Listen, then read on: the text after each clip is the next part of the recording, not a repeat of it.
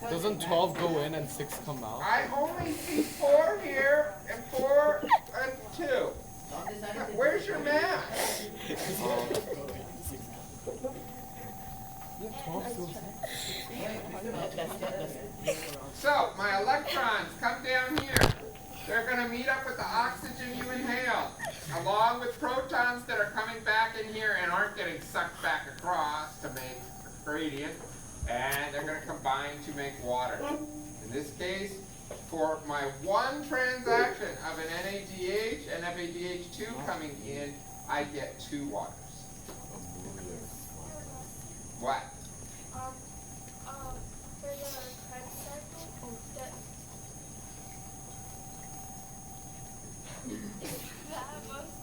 it's there that's most of the oxygen, carbon dioxide and oxygen. The Krebs cycle in the transition phase, yes. That's almost all of it. Over 99% of the carbon dioxide you exhale goes out there. All of the oxygen you inhale is at this point here. Okay. What are you doing I'm filming. besides getting in trouble? No. I don't think he wants his picture taken. Alright. Now, this is what happens when we have oxygen. When we have oxygen, we can take our pyruvate, transport it into the matrix of the mitochondria, do our transition phase, make an acetyl group, join it up with oxaloacetate, make our citric acid, and then harvest hydrogens. Alright? Now, we also get a tiny amount of ATP, but we've got a lot of potential energy in these hydrogens, where we're going to use them over here at the electron transport chain. We're going to take our NADHs and FADH2 and remove those electrons and use them to do work. They're going to pull the protons across into this intermembrane space. Right? The protons make a concentration gradient, and that allows us to create ATP using ATP synthase. Alright? Now, those electrons need to end somewhere. They've got to go somewhere, because if they don't, they build up. A charge builds up, and then you essentially electrocute yourself. Right? So we can't have that. That would not be a very successful organism. So oxygen becomes the final electron acceptor, and we make water.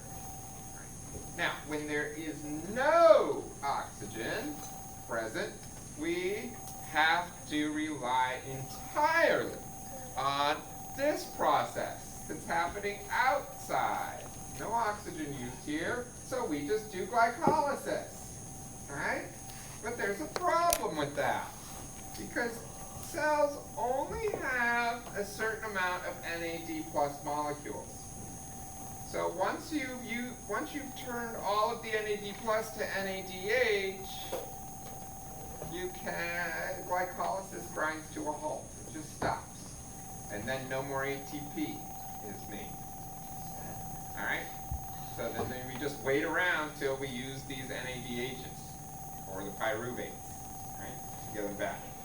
Now what cells have come up with, some cells, not all cells can do this, they're going to do a process called fermentation to recycle the NAD so that we can get it back. Okay? So, when O2 is absent, that's a terrible B. That's supposed to be a B. A-B-S-E-N-T. When O2 is absent, we're going to call that A-E-R-O-B-I-C.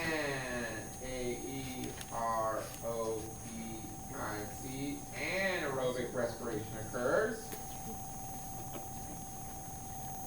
And we also call this process fermentation. Alright, so we have our, now down below, what I've done is I created a little drawing here, and it's really just a extremely simplified glycolysis along with a simplified fermentation event that's going on here. Right? Now, To start glycolysis, we need what? Glucose. So this is C6H12O6 or glucose. Right? So my glucose in glycolysis, that whole process that goes on, essentially all I'm doing in the end is making 2 ATP by taking 2 ATP plus 2 phosphate groups, right? And I'm converting them into ATP. What also has to happen in order to do that is I'm going to take 2 NAD plus molecules, and they're going to get converted into 2 NADH molecules. And now I've got to do something now. In order to keep this going, you see, this is a cycle here of the NAD. It's got to be recycled in order to keep this process going. Right? When I do this, when I make my NADH, I made my ATP, what I'm left over with here are 2 pyruvates.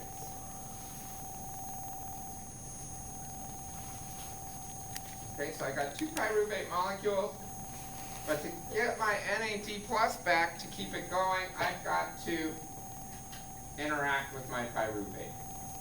In mammalian, in your skeletal muscle, you're going to convert the pyruvate into lactic acid. Right? Now what we do here is all we do to make lactic acid is we take the hydrogen and the electron off of the NADH and plug it on to the pyruvate right here. That's going to give us 2 lactic acids.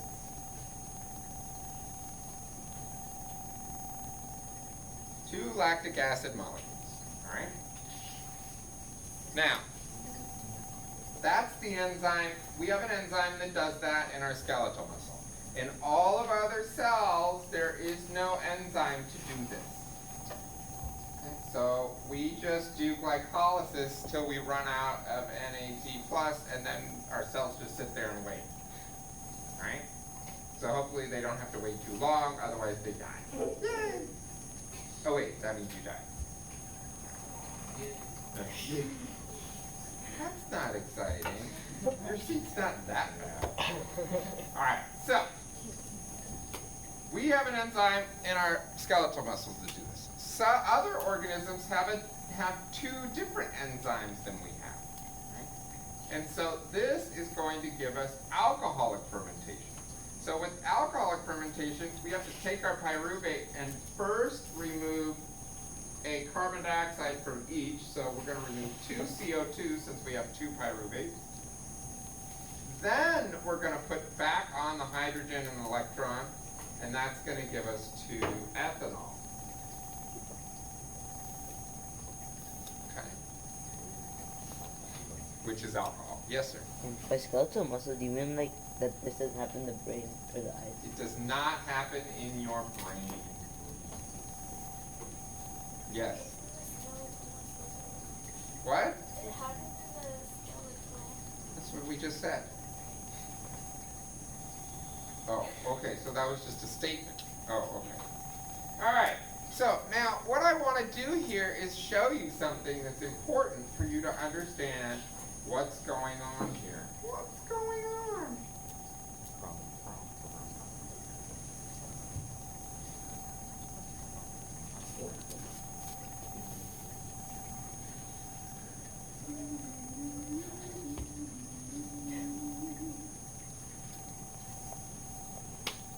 All right, so on this side, this is a greatly simplified glycolysis.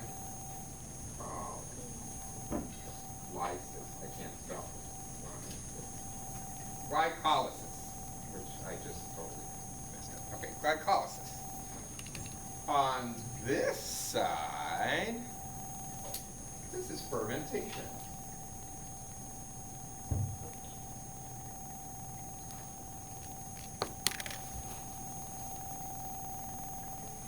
So what you need to understand is the process fermentation is only recycling that NAD molecule. Right? Glycolysis is this box that you see up above. We're making ATP. We're breaking down our glucose. Right? So we make, if you cover it, we make ATP with glycolysis. Do we make ATP with fermentation? No. No ATP is produced during fermentation. ATP is only produced by glycolysis or by the mitochondria doing aerobic respiration. Okay?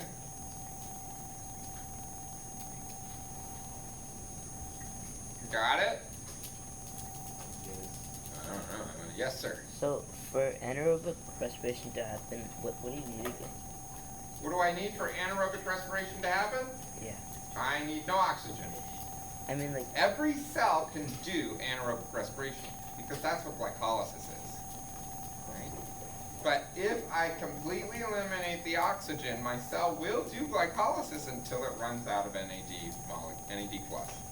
When they're all filled with H's, the cell's just going to sit there and wait. All right? so then, But it's not, and when it runs out of ATP to do work, then it's going to hopefully not die. So that's what happens when you lose brain cells from lack of oxygen. All right? The ATP has been gone too long for those cells and they die.